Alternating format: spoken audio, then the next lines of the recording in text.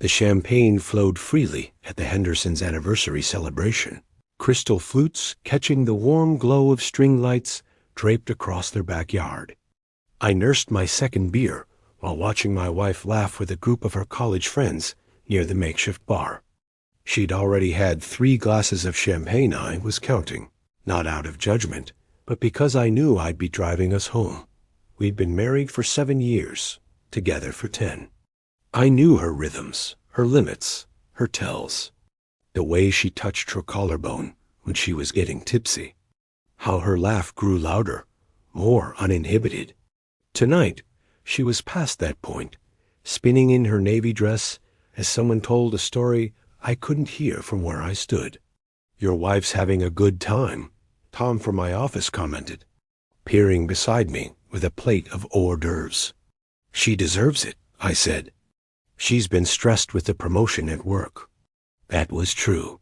For the past 3 months, she'd been working late, bringing her laptop to bed, taking calls during dinner. The promotion to senior account manager had consumed her life. Tonight was supposed to be her chance to decompress. Checked my watch. 10:47 p.m. We'd been here for 3 hours. My wife caught my eye, across the yard, and waved, nearly spilling her 4th glass of champagne. I smiled back, giving her a thumbs up. She mouthed something I couldn't decipher, then turned back to her friends. 15 minutes later, I noticed her weaving through the crowd toward the house, probably heading to the bathroom. I made small talk with Tom about the upcoming quarterly reports, keeping one eye on the back door. 5 minutes passed. Then 10. At the 15-minute mark, I excused myself and headed inside. The Hendersons' house was a sprawling ranch style with 2 bathrooms, one near the kitchen, another down the hallway. I checked the first. Empty. Voices and laughter echoed from the backyard as I walked down the hallway, the sounds growing muffled. I knocked on the second bathroom door. "Honey, you okay in there?" No response. I tried the handle. Unlocked. Empty. A flutter of concern moved through my chest. I checked the guest bedroom, the study, even the laundry room. No sign of her. Back outside, I scanned the crowd, but her navy dress was nowhere among the sea of party guests. Then I saw her. She emerged from the side gate, the one that led to the front driveway, moving slowly, deliberately, like someone trying very hard to appear sober. But it wasn't the drinking that stopped me cold. It was her face. Even in the dim party lighting, I could see she'd gone pale, almost gray. Her lipstick was smudged, and she clutched her small purse against her stomach like a shield. Her eyes had a distant, glassy quality that had nothing to do with alcohol. I met her halfway across the lawn. "Where were you?" "I was looking everywhere." She blinked at me slowly, as if processing my words through water. "Bathroom." I checked both bathrooms. "You weren't there." I needed some air." Walked around front. Her words slurred together slightly. She swayed, and I caught her elbow. "What happened?" "You look like you've seen a ghost." Something flickered across her face. Fear? Guilt? It vanished before I could identify it. Nothing happened. Just drank too much. Feel sick, but I'd seen her drunk before. This was different. This was wrong. Did someone say something to you? Do something? No. Too quick, too defensive. "Can we just go home, please?" I studied her face, trying to read the truth there, but she wouldn't meet my eyes. "Of course. Let me say goodbye to the Hendersons. I'll wait by the car." She pulled away from me, stumbling slightly on the grass. I watched her go, that unsettled feeling growing stronger. Something had happened during those 15 minutes. Something that had shaken her to her core. I just didn't know. What? Not yet. Sunlight sliced through the bedroom curtains like an accusation. I'd been awake since 6, lying still beside my wife, watching her sleep and replaying the previous night in my mind. The drive home had been silent except for her occasional directions to pull over. though she never actually got sick. She'd stared out the passenger window, arms wrapped around herself, responding to my concerned questions with one-word answers or soft grunts. When we got home, she'd gone straight to the bathroom, and I'd heard her brushing her teeth for what seemed like 10 minutes straight dot by the time she came to bed. I'd been lying there rehearsing what to say, how to ask what had really happened. But she'd climbed under the covers, mumbled, "Love you," and passed out before I could form the first question. Now, at 9:15 a.m., she stirred. Her hand reached out, patting the nightstand for her phone, knocking over the water glass I'd left there. I caught it before it fell. "Morning," I said quietly. She groaned, pressing her palms against her eyes. "Oh, God, how much did I drink?" "Enough." I sat up, studying her.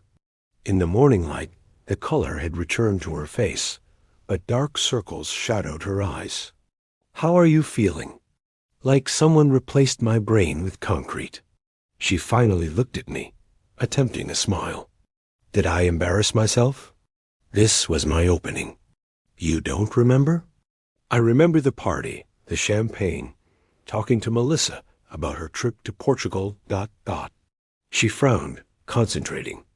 "After that, it's pretty fuzzy." "Did I do something stupid?" I watched her carefully. No sign of deception, just genuine confusion and the foggy shame of a hangover. "You disappeared for about 15 minutes. When you came back, you were really shaken up, pale, almost in shock. You wouldn't tell me what happened." Her frown deepened. "I disappeared? You went inside, and I found you coming back from the front driveway. You said you needed air, but something was clearly wrong."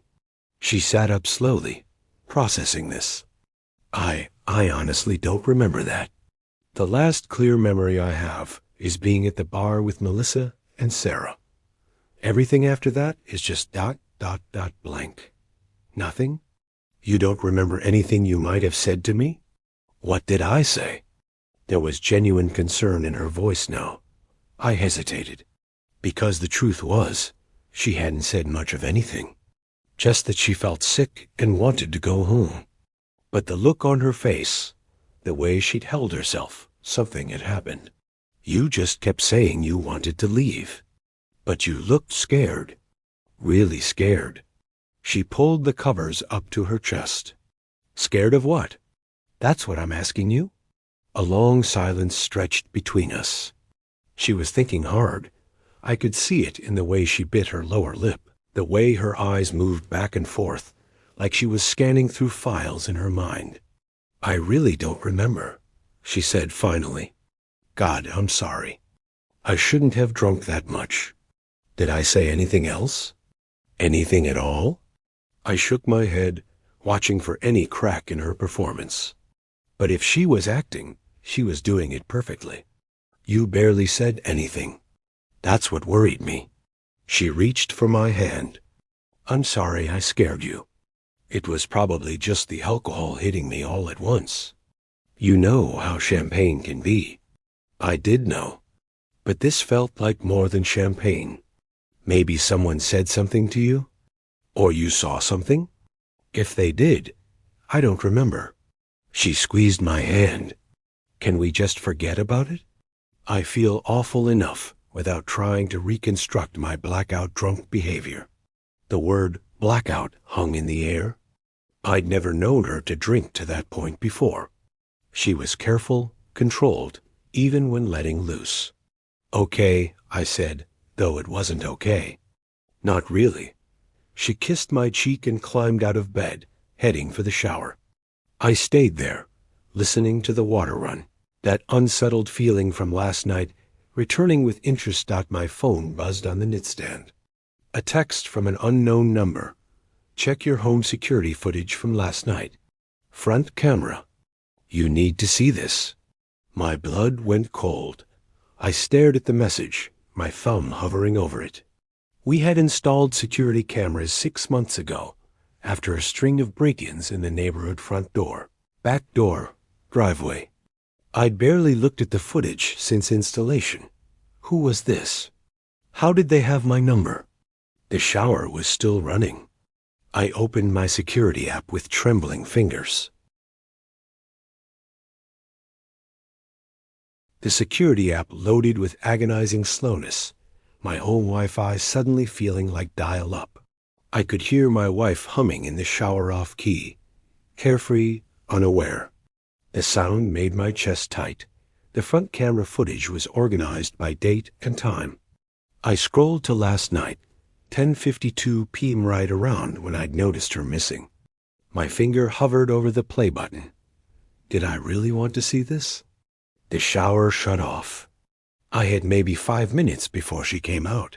I pressed play. The footage was surprisingly clear, thanks to the motion-activated LED lights we'd installed. The timestamp read 10:53 p.m. For several seconds, nothing moved except the shadows of tree branches swaying in the breeze. Then she appeared. My wife stumbled into frame from the side gate, just as I'd seen her return to the party. But this was before. She was alone, moving toward the front of the house with her phone pressed to her ear. She stopped under the porch light, swaying slightly. I turned up the volume, pressing the phone close to my ear. Double quotes, ... can't do this anymore. Her voice came through, slurred but audible. He can't know. He can never know. My stomach dropped. She listened to whoever was on the other end, her free hand pressed against her forehead. No, you don't understand. If he finds out, it's over. Everything is over. Silence as she listened. I don't care what you want. Her voice rose, angry now. This was supposed to be finished. You promised me it was finished. More listening. She was crying now. I could see her shoulders shaking. 3 months, you said. Just 3 months, and we'd be done. But you keep... She broke off, sobbing. Those weren't just late nights at the office. Those were... God, what have I done? The words hit me like physical blows. Late nights. 3 months. The timeline of her promotion. No, I'm not telling him. She was almost shouting now. Are you insane? He trusts me. He thinks I've been working. He has no idea that I've been... She stopped, listening. Stop calling me. Stop texting me. We're done. It's over. It has to be over. She pulled the phone away from her ear, and even in the grainy security footage, I could see her hands shaking as she ended the call. She stood there under the porch light, alone, crying, her whole body trembling. Then she did something that made my blood run cold. She looked directly at the camera. For 3 long seconds, she stared straight into the lens, as if she knew I would be watching this moment. Her face was a mask of devastation and fear. Then she wiped her eyes, straightened her dress, and walked back toward the side gate. The footage ended. I sat there, frozen, my phone still pressed to my ear, though the sound had stopped. The bathroom door opened, releasing a cloud of steam. Feels so much better, my wife said, emerging in her robe, toweling her hair. She looked refreshed, relaxed. She smiled at me. What are you doing? I looked at her, this woman I'd known for 10 years, married for 7, shared a home and a life with, and realized I didn't know her at all. Just checking work emails, I heard myself say. The lie came easily, automatically. On a Sunday? You work too hard. She crossed to the closet, dropping her robe. I'd seen her naked 1,000 times, but now I found myself looking away. I'm thinking pancakes for breakfast. Your hangover special recipe? Sure, I said. My voice sounded strange, distant. You okay? You look pale. I forced myself to meet her eyes. Just tired. Didn't sleep well. Well, after breakfast, let's have a lazy day. Maybe watch that documentary you wanted to see? She was pulling on jeans, a soft sweater. Normal. Domestic. A perfect Sunday morning. Except nothing was normal. Nothing would ever be normal again. My phone buzzed. Another text from the unknown number. Did you watch it? I typed back with shaking fingers. Who is this? 3 dots appeared then. Someone who thought you deserved to know the truth. There's more. The back camera. Same night, 11:15 p.m., after you brought her home. I looked up at my wife. She was brushing her hair, humming that same off-key tune. I'll start the coffee, I said. Standing. You're the best, she said. Blowing me a kiss, I walked downstairs, my legs somehow supporting me despite feeling like water. In the kitchen, I pulled up the back camera footage. My hands trembling so badly, I almost dropped the phone. 11:15 p.m., our back door. She appeared on screen, still in her party dress, stepping outside onto our patio. She had her phone again. She made another call. Couldn't hear her voice on the back camera. It was positioned too far away. And she'd stepped into the shadows of our patio, beyond the motion sensor lights. But I could see her body language. Arms wrapped around herself, pacing back and forth, phone pressed to her ear.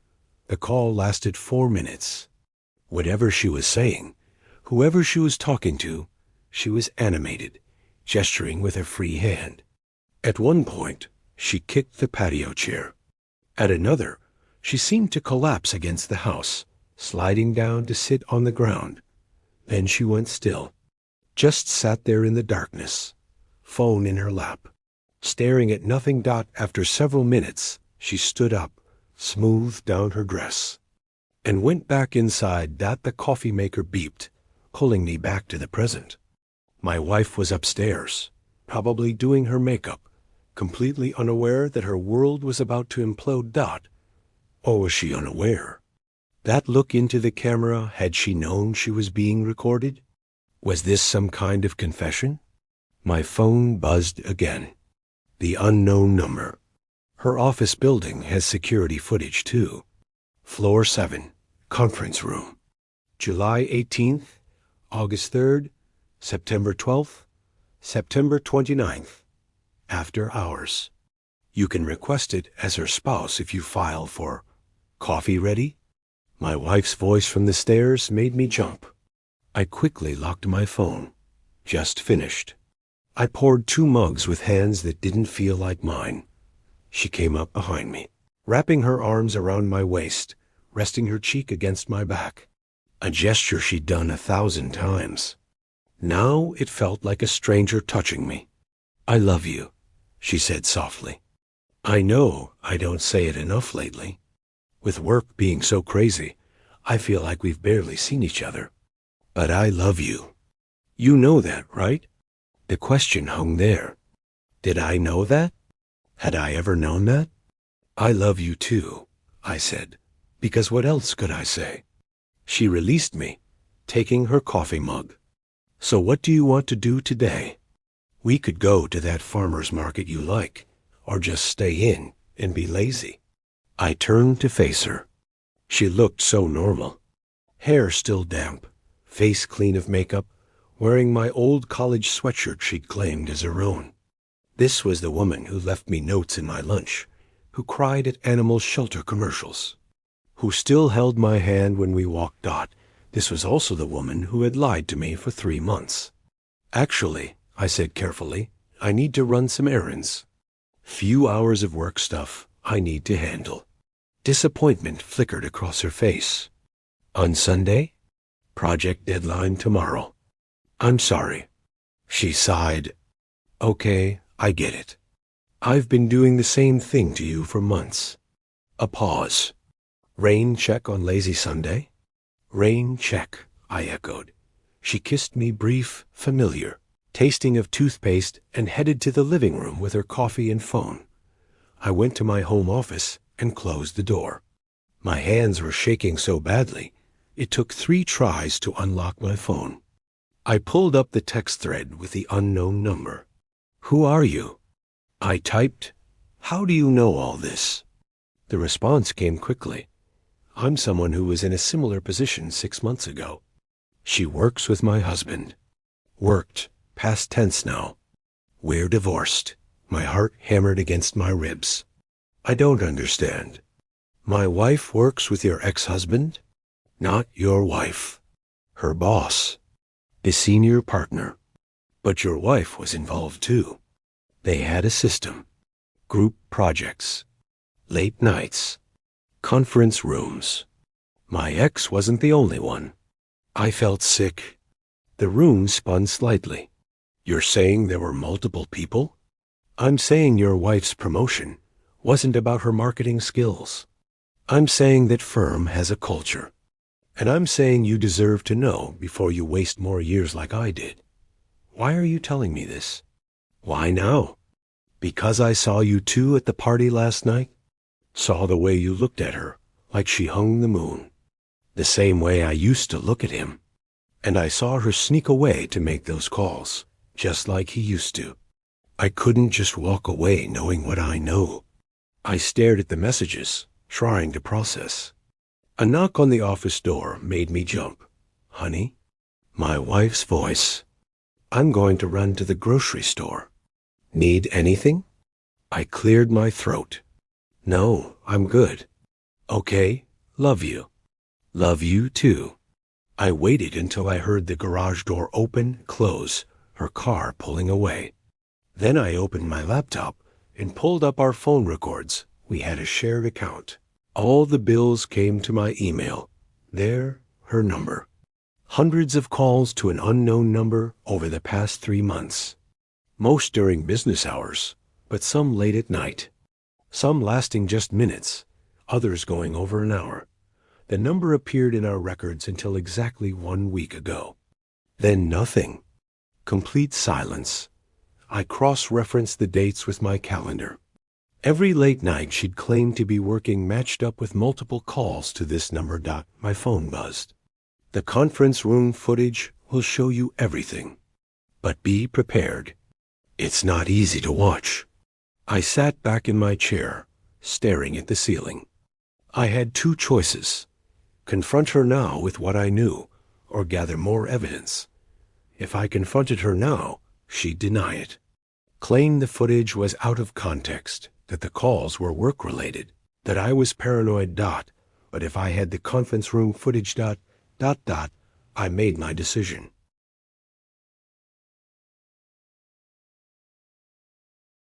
The security office at my wife's building was surprisingly accommodating. I didn't have to explain much, just that I needed footage from specific dates for personal legal matters.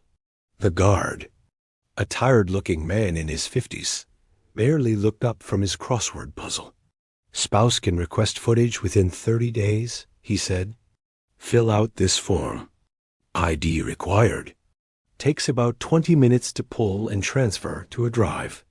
I sat in the sterile waiting area, surrounded by corporate art and the hum of fluorescent lights, filling out the form with shaking hands. July 18th. August 3rd. September 12th. September 29th. Conference room. 7B. The dates. The unknown number had given me. 20-3 minutes later. I walked out with a USB drive that weighed nothing, but felt like it contained the end of my marriage. I didn't go home. I drove to a coffee shop 3 towns over, somewhere we'd never been, somewhere anonymous. I ordered coffee. I didn't drink, and found a corner table far from everyone else. The first file loaded. July 18th, 8:47 p.m. The conference room was modern glass walls, long table, view of the city. My wife entered first, wearing the gray suit I'd complimented that morning. She set down her laptop and bag. A man entered 30 seconds later. Tall, silver hair, expensive suit. I recognized him from her office holiday party last year. Richard Thornton, senior partner, married, 3 kids. They didn't speak. He locked the door. I watched him cross the room and kiss my wife. Not a peck. Not friendly. Deep and hungry and familiar. I watched her kiss him back. I closed the laptop. Opened it again. Forced myself to keep watching. They talked. The footage had no audio, but I could read some of it in their body language. At one point, she showed him something on her phone. He shook his head. She pleaded. He pulled her close. I watched for 5 minutes before I had to stop. But there were 3 more files. August 3rd was worse. September 12th broke something in me I didn't know could break. September 29th, just 3 weeks ago, showed an argument. Her crying. Him angry. Both of them shouting in silence. The final footage ended with them standing on opposite sides of the conference room, not touching, not speaking. Then she grabbed her things and left. He stood there alone for several minutes before turning off the lights. I sat in that coffee shop for 2 hours, the footage looping in my mind. Finally, my phone rang. Her name on the screen. "Hey," I answered. My voice sounded surprisingly normal. "Where are you?" "I've been home for an hour. Still dealing with work stuff. I'll be home soon." "Okay." I started dinner. "Your favorite pot roast." "Great. Thanks." Silence on the line. Then, "You sure you're okay?" "You sound strange." "I'm fine. Just stressed about this project." "Okay, see you soon." "Love you." "Yeah, see you soon." I didn't say I loved her back. I couldn't force the words out. I drove home slowly, rehearsing different scenarios. Scream, cry, throw things. Calm confrontation. Each felt impossible. She was setting the table when I walked in, wearing an apron, hair pulled back. She smiled when she saw me. Perfect timing. Food's ready. I set my laptop bag on the counter. Inside was the USB drive. "Smells good," I said. We sat down to dinner like we had 1,000 times before. She talked about her grocery store trip, about running into her friend Melissa, about a recipe she wanted to try next week. I made appropriate sounds, pushed food around my plate. "You're really quiet," she observed. "Bad work stuff?" "Actually," I said, "I need to tell you something." She put down her fork, concern crossing her face. "What's wrong?" I pulled out my phone, opened the security footage from the party, and slid it across the table to her. She looked confused, picked it up, pressed play. I watched her face as she watched herself, watched the color drain away, watched her hands start to shake, watched the exact moment she realized what she was seeing. The footage ended. She set the phone down very carefully. "I can explain," she whispered. "Can you?" I pulled out my laptop, opened it, showed her the conference room footage queued up. "Because I have a lot more to show you first." She looked at the screen, then at me, and something in her face collapsed. "Don't," she said. "Please don't watch those." Too late. I already did. Tears started streaming down her face. "It's not what you think. You're going to tell me that kissing your boss in a locked conference room isn't what it looks like?" "It's over," she said desperately. "It's been over for a week.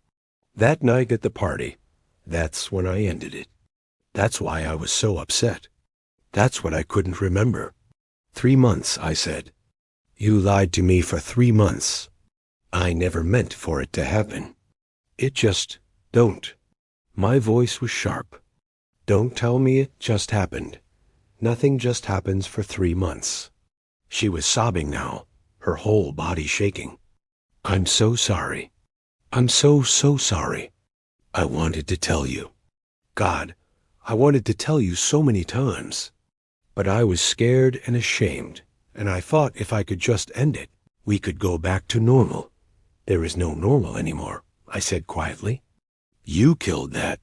Silence fell between us, broken only by her crying. "The promotion wasn't real, was it?" I asked. "That's what someone told me. That the firm has a culture." She looked up sharply. "Who told you that?" "Does it matter?" She buried her face in her hands. "I earned that promotion. I worked hard for it. The rest that was separate. That was a mistake. The biggest mistake of my life. I stood up, unable to sit there anymore. I'm staying at a hotel tonight. Maybe longer. I need time to think.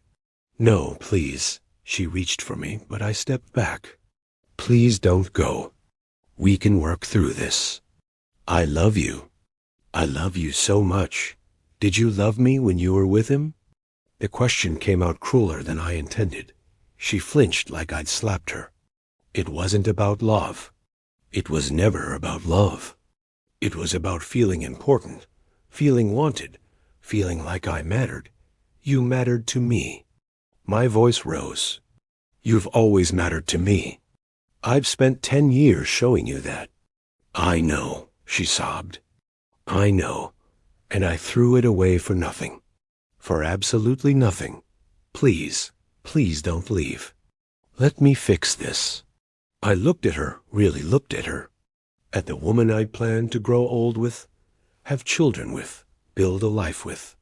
The woman who'd just destroyed everything we had. I don't know if this can be fixed, I said honestly. I walked upstairs, packed a bag, and left her crying at the dinner table. The pot roast sat there, growing cold. A normal Sunday dinner for a marriage that no longer existed. 2 weeks later, I still don't know what happens next. She's called every day. Sent letters, flowers, promised therapy, transparency, anything I want. But trust, once shattered, doesn't just piece back together. I think about that security footage constantly. Her looking directly at the camera, knowing in her drunken state that the truth was recorded, was waiting to be found. Maybe some part of her wanted to be caught, wanted the decision taken away from her. Or maybe I'm just trying to find meaning where there is none. All I know is that the woman I married disappeared that night at the party. And I don't know if she'll ever come back.